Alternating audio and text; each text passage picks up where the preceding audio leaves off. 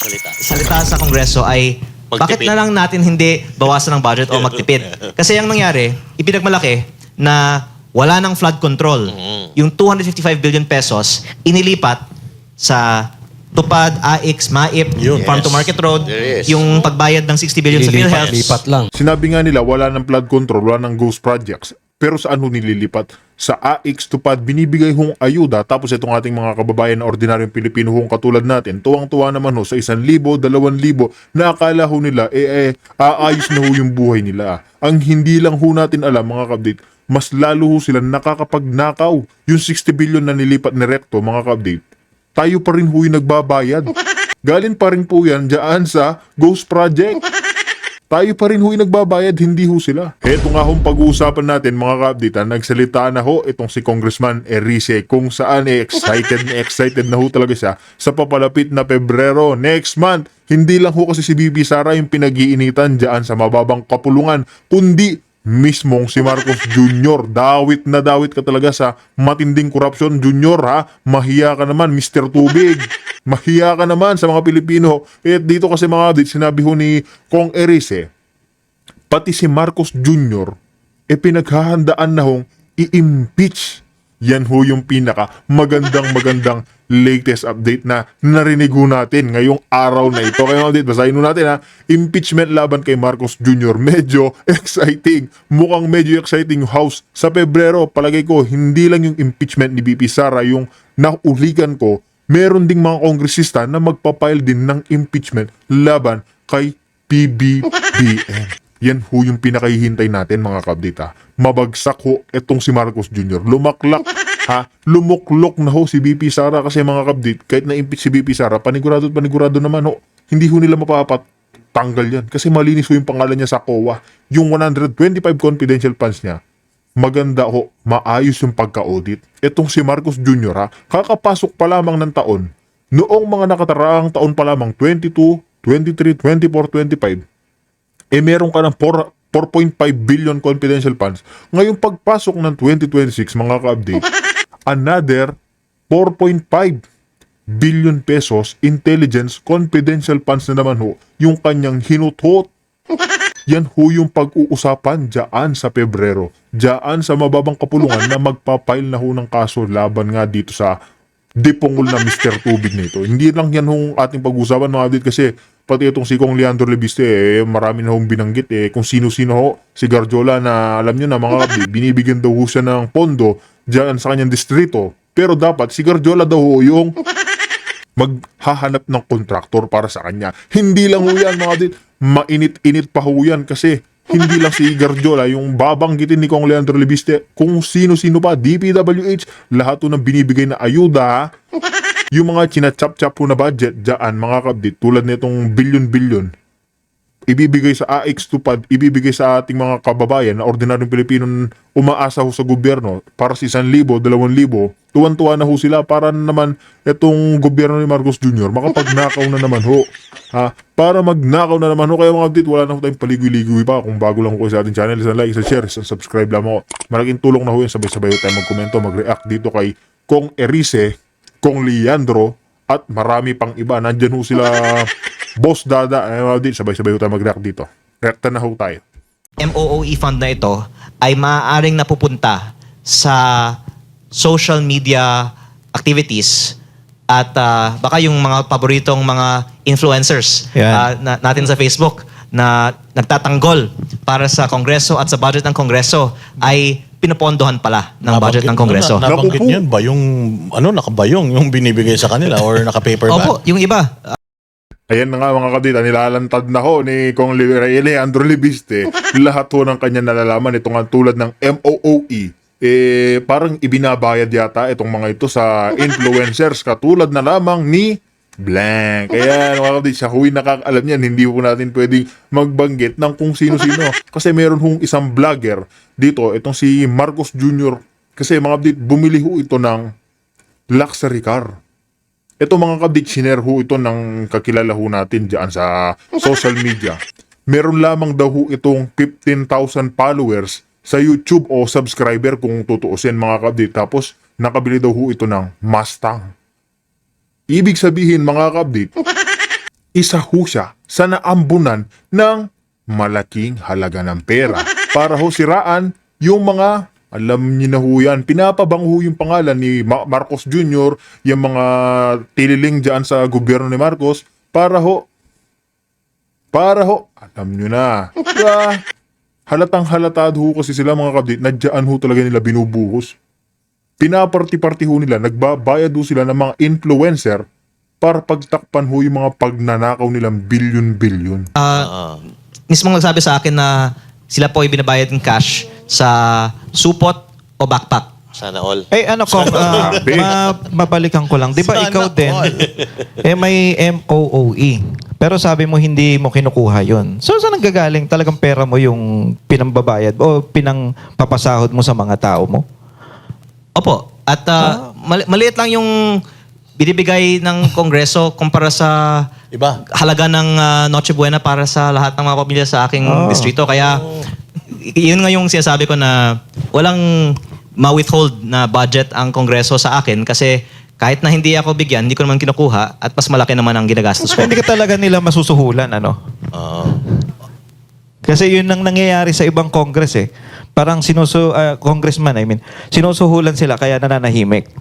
Opo. Kasi kung anong reason, ba't hindi mo tinatanggap? Samantalang tinatanggap naman nila. And ikaw, kung halimbawa tatanggapin mo naman yung MOE mo, alam naman ng tao mapupunta sa nama dahil matuwid ka. Pwede mo Kasi namang sa tingin ko, isubukan. baka balang araw, lahat ng mga congressman pwedeng makasuhan tungkol sa saan napunta yung MOOE nila. Ayan, tama ho yan mga kabdit na darating talaga yung araw, di ba kakalkalin yung MOOE, questionin saan ho dinala yung kanilang pinondo. Panigurado mga kabdit, lalagutin ho sila, yayariin ho yung mababang kapulungan. Etong si Kong Lebiste mga kabdit, advance mag-isip. Hindi ho kasi siya, alam niyo na, nagpapagamit tulad ho niya, no? Hindi niya ho tinatanggap yung mga MOOE, bibigyan ng pondo kung ano-ano, anong gagawin, di ba? Tama ho yung ginagawa niya mga kabdit kasi balang araw isa pa, hindi ho siya pwedeng sumbatan na tumatanggap din ho siya. Di ba? Tama ho yung ginawa niya na kasi kung tinatanggap niya yan, mga kabdit, kung tinatanggap ho ni Kong Leandro Lebiste yung MOOE, panigurado sisiraan din ho siya. Nino, si Auntie Claire Castro, si Boying Remula, lahat ho mga kabdit, ibabatikos din ho sa kanya na ba't pati ikaw tumatanggap ka, tapos ano-ano yung, alam nyo na, ilalantad mo, yung pinagpuputak-putak mo dyan sa gobyerno. Panigurado isusumbat ho sa kanya yan. Okay. So napag-usapan na rin na naman natin yan. Kasi base doon sa pinag-uusapan natin, marami talaga na tumatanggap ng mga congressmen. So ngayon, kung ikaw ay ordinaryong Pilipino kong, magtitiwala ka pa ba sa Kongreso? Well, karamihan naman ng mga Pilipino ay nagtitiwala sa kanilang kongresista. At I think that has to still be reconciled. But perhaps in the coming election, many members of Congress will need to explain some more because many of these revelations are only coming more recently. But I think that Congress as an institution has a very low trust rating. Now. So that answers your question that maybe only 20% of the public approves Talaga, of Congress as an institution. And that's why I find it funny that many people are defending the budget of Congress as if they think that it will change the public's perception. I think the best way to defend Congress is not through words but through action. Yes. And to just show the public where the money is going. Tama. Ito nga, napaka-unfair, no? Katulad lang sinasabi mo. Ikaw, kumukontra ka sa katiwalian, kumukontra ka sa mga nakawan sa gobyerno. Samantalang itong iba, alam naman nila na may nangyayaring hindi maganda sa gobyerno. So, eto, alam ko ito suntok sa buwan nito eh. Kasi kailangan mo munang mapatunayan na kasabwat sila sa pagnanakaw bago mo sila maparusahan. Pero in the future, naiisip mo ba, alam mo suntok sa buwan nito, pero magagawan kaya nating ng paraan para ma-sanction itong mga trabahador ng gobyerno na nananahimik, na obvious na may nangyayaring katiwalian o nakawan sa gobyerno? Baka wala na pong matitira. Pero ang maganda ding development ngayon, marami din mga rank and file na nagbibigay na rin ng impormasyon. Yes. Kaya I'm very thankful to the people that send me messages on Facebook or my email. And yun din po ay isa sa mga sources ng aking mga inilalabas, yung mga whistleblowers na nagbibigay ng impormasyon. Kaya hindi naman yung buong gobyerno ay Yes. walang konsyensya. May mga tao na nagtatrabaho sa mga government offices na nakikita nila yung mga masamang ginagawa at humahanap po sila ng mga ways to report what they see. Ayun. Yun, nabanggit mo yung baka wala nang matitira. Hindi. Siyempre, meron matitiro dyan. Meron dyan, for sure. No? Pero dun sa, focus tayo dun sa lower house, sa mga congressmen. Ilang kayang porsyento? More or less lang ha, hindi naman natin pwedeng ma-eksakto yan eh. Meron pa bang kalahati dyan ng matino? 10%, 20%, 30%? May mga congressman kahit na matagal nang nasa Congress na talagang hindi tumatanggap ng kickback. Dahil I of course hear it from them. I also hear it from people in their districts and I believe them. Pero I guess they also are not confrontational to stop the actions happening in their district engineering offices. Parang hindi lang nila papakialaman yung corruption. Kaya yung nangyayari, yung mga district engineering office staff ng DPWH ang kumukuha ng porsyento sa mga proyekto. Dahil, syempre, yung kausap naman ng contractor at yung mga nagbabayad sa contractor ay yung DPWH office. Depende na lang sa kanila kung may i-remit nila sa congressman. Kaya ako natanong kung ilang porsyento kasi para makita natin gano'n na ba kalalim talaga ang problema natin dun sa sistema. Pero ang point ko is actually, sa buong bansa, meron talagang kickback sa DPWH. The question lang is kung sa ilang mga distrito, may mga hindi nagre-remit sa congressman. Pero hindi pwedeng i-deny na may kickback sa lahat ng mga opisina ng DPWH sa buong bansa. At ang proof dyan, yung testimony mismo ni dating Yusek Roberto Bernardo. Pero in terms of in Congress, I guess there are many also who are not partaking in that themselves. But I think the problem for the whole flood control investigation is when you implicate a few members of Congress who have dealings with many members of Congress, talagang maraming mga madadawit dyan. And I am very curious to see in the next few weeks how they will file charges on a few who have dealings with many. And if eventually it will either mean that many will have to be involved or they will have to make some reason why not is it everyone safe to will be say affected. na itong ghost projects, itong flood control projects anomaly, it started on the 19th Congress? Ang sinasabi naman ay hindi pa ako napanganak at corrupt na ang DPWH, di ba? At ang difference lang was the amount. Nung araw, di ba, 70 million per congressman, 200 million per senator. Eh ngayon, baka times 20 ng mga halaga na yan.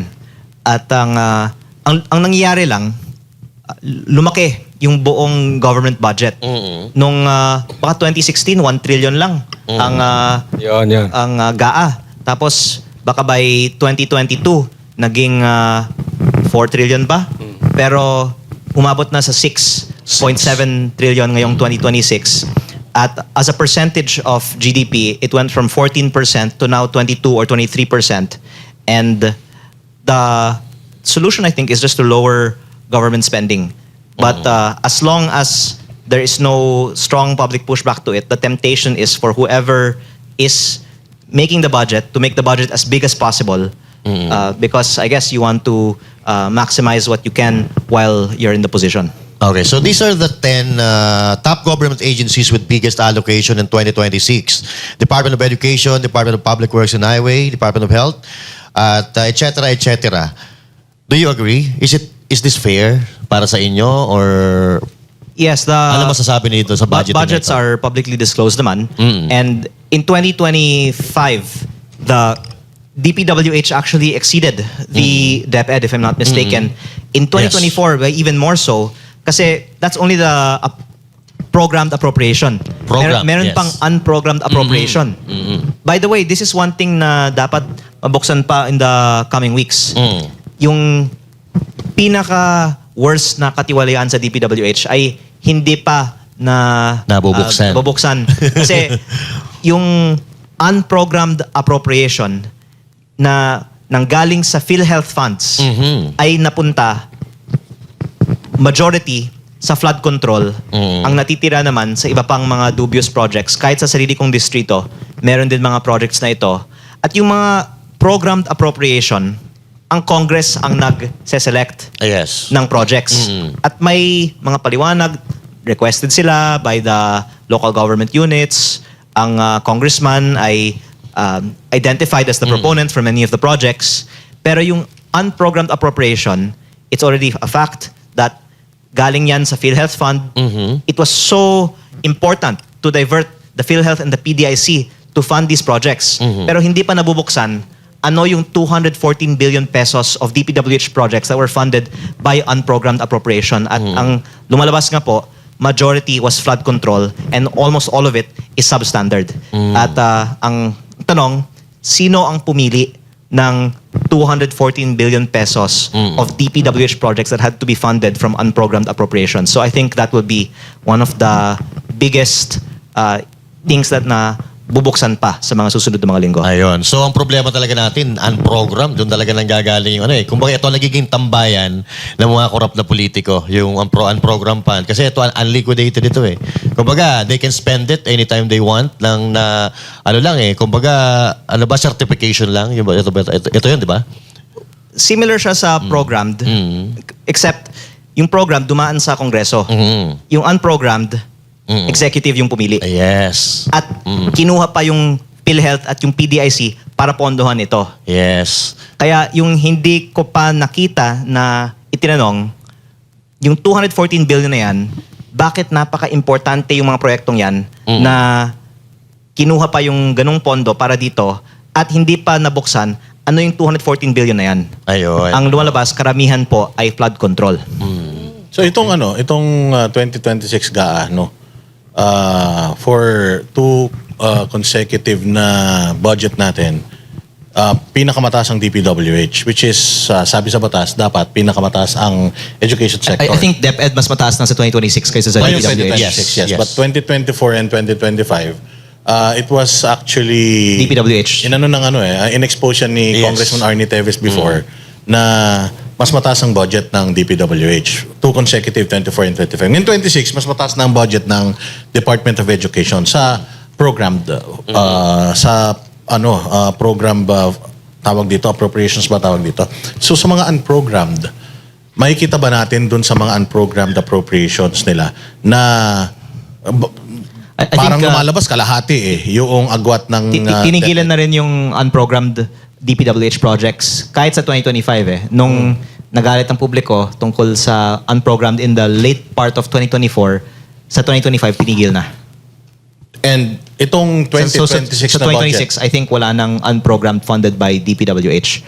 Pero yung 2024 na unprogrammed ay ongoing pa. So this is a little bit technical already, pero yung isang pinananawagan ko ay sana kung tunay na gusto nating tigilan ng korupsyon, dapat yung mga proyekto na proven na funded by corruption and involved in corruption ay ikansela. Pero despite all of the investigations on certain projects, hindi pa nga kinansela ang mga ongoing projects na ito. So, wala pa. May mga nagsasabi baka dahil binayaran na ang mga proyektong ito. So ito, dapat may nagbabantay dito eh. Pero itong Senate kasi, may napanood akong balita na parang walang nag-pick up eh. Pero napanood ko ito one time na yung Senate daw ay hindi na nila itatouch.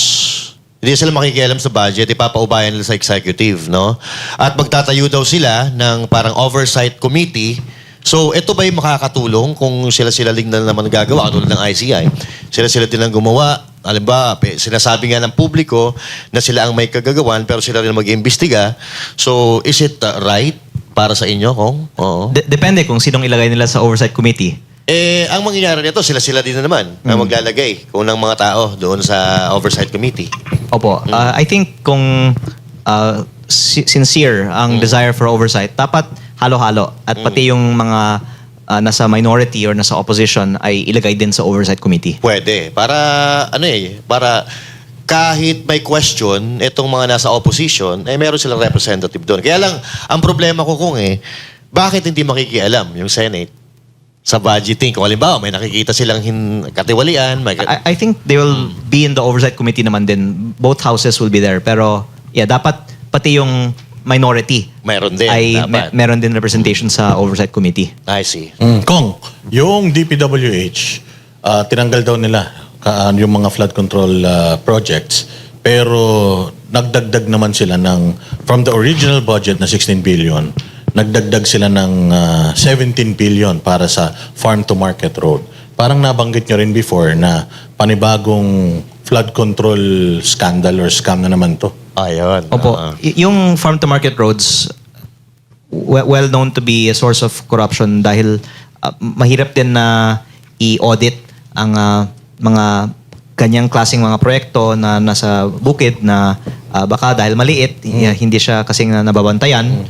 At sa aking distrito, kulang na kulang ang alokasyon ng farm to market roads pero inalok ako ni Congressman Garjola ng farm to market roads basta siya ang pipili ng contractor. Kaya ako nagreklamo din tungkol sa farm to market roads kasi alam ko na hindi naman equitable din ang distribution niyan at kung may discretion, may temptation na yung nag-allocate, ibebenta na lang niya sa contractor yung alokasyon. Eh, nagbabanggit na ho talaga ng pangalan. Ito si Kong Leandro Libiste. Ito pala si Garjola. Ino-operan siya ng, alam niyo na, bibigyan ho siya ng pondo dyan sa kanyang distrito. Pero mga audita, ang pro and cons, kailangan pala si Garjola yung mamimili ng kontraktor. Ano hong ibig sabihin yan? Di natural, yung ibibigay ng pondo nitong si Garjola kay Kong Libiste, ibabayad niya rin ho sa kontraktor na pipiliin ni Garjola. Na panigurado at panigurado mga kabdit. Bataan ho ni Garjola iyan. Kaya nga mga kabdit, itong farm to market road, tinatawag na farm to pocket roads. Kasi sila rin ho yung kumukubra na mga binibigay ho nilang pondo diyan sa kanilang mga distrito. Di ba? Pero yung mas malaking halaga ay nasa asphalt overlay. At ang ipinagmalaki ng DPWH nung Nobyembre, ang sinabi nilang pinakamalaking reforma na gagawin nila ay ang pagbaba ng presyo ng mga construction materials by up to 50%. Ang pinakamalaking ibinaba ay nasa presyo ng asfalto by up to 67% pa nga. Pero nung Disyembre ay ibinalik Yes. sa dating presyo. In the end, I think binawasan ng konti. Parang sa aking distrito, nagsulat ako sa Committee on Accounts, Appropriations, kung pwedeng ibaba ng 25 to 30% ang presyo ng mga road projects in general, yung mga asphalt projects by 50%. Pero kahit na nagsulat ako na ibaba ang presyo ng mga proyekto sa aking distrito, in-apply pa yung mas mataas na mga presyo dahil baka ayaw nila na may isang distrito na may mababa kumpara sa iba. Pero ang own estimate of DPWH shows that the asphalt projects are on average 100% overpriced. And for us to then approve the budget with those prices na ang sinabi nila, kung hindi natin naaprubahan, baka babagsak ang ekonomiya. Hindi yun totoo. Unang-una, dahil yung recomputed prices ay based on market, based on their estimates, based on private sector din naman. At kung masyadong mababa, edi iparibid mo at that point sa mas mataas na presyo. Pero very suspicious talaga sa akin na talagang ipinaglaban na ibalik ang mga mataas na mga presyo nung Desyembre. At yun din po ay isang reflection na may bias towards spending ang mga opisyalis sa ating gobyerno at hindi nila iniisip na galing naman yan sa utang. Alam nyo naman po na 1.6 trillion pesos ang ating deficit sa 2025. Yan po ay itong utang natin. Akala ng mga iba, pag hindi gumastos ang gobyerno, nawawalan ang bansa. Pero sa makatwid kung ito ay farm to palace road. opo, hindi naman po libre ang mga proyektong yan eh. Inuutang lang natin ito. Kaya kung nabawasan ang ating spending, the good side is nabawasan din ang ating inuutang. 'Di ba? Pero ang gusto ko lang constructively i-espouse sa Congress this year, kahit wag na tayong magturoan na magnanakaw ka, may corruption dito, bawasan na natin ang ating ginagastos. Pero ang pinaka hindi mo maririnig na salita sa Kongreso ay bakit Magtipid. na lang natin hindi bawasan ng budget o magtipid? Kasi ang nangyari, ipinagmalaki na wala ng flood control. Yung 255 billion pesos, inilipat sa Tupad, AIX, MAIP, Yun. Farm to Market Road, There is. yung pagbayad ng 60 billion sa PhilHealth. Lipat lang. Pero, yung initial budget naman, wala yung mga bagay na yan eh. Kaya bakit hindi na lang yung 255 na yun, tipid. At yung 6.7, naging 6.5. Tama. Doon ko po nakikita na yung biggest issue facing our country is the spending, because I'm sorry to go into this more technical discussion here, but the country's deficit to GDP of 6% is already above the recommended levels, especially because our GDP growth is now gonna be just 4% or even less. Sabi daw, mag 3 something pa nga. And then the debt to GDP is already 64. It will approach 70 maybe by next year, Wow. because we keep on borrowing more than our growth is supporting. And the effect of all this is already around 20% of our government revenues is going to pay interest. If we keep going at this rate, it's going to be 30%. Soon enough, we will not be able to support these big budgets because our revenues are just going to pay debt. And that's also going to increase our cost of borrowing. And one thing that I can say is, if you keep going like this, I think that the people in the financial community will agree with the following statement. By 2027, the Philippines will have a credit downgrade. Nako. O, di ba? Mismong si Kong Libiste, mga kapatid, nilantad niya na bakit nga hindi na lang ibawasan yung pag-i-spend.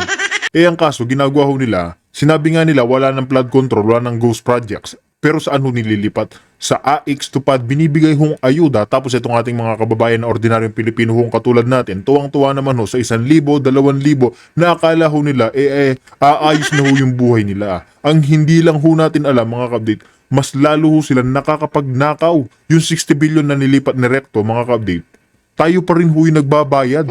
Galing pa rin po yan dyan sa Ghost Project. Tayo pa rin ho yung nagbabayad, hindi ho sila. Di ba? Sino ho yung nakakaawa? Tayo ho nagbabayad ng buwis. Kaya mga kapatid, kung meron na kayo naging komento, reaction dito sa ating tinalakay, lalo na ito si Marcos Jr., talaga naman, humanda ka dyan kay Congressman Erice na malapit na, mga kapatid, February, next month, mai-impeach na si Marcos Jr. Kaya mga kapatid, dito na ho natin tatapusin ang ating reaction video.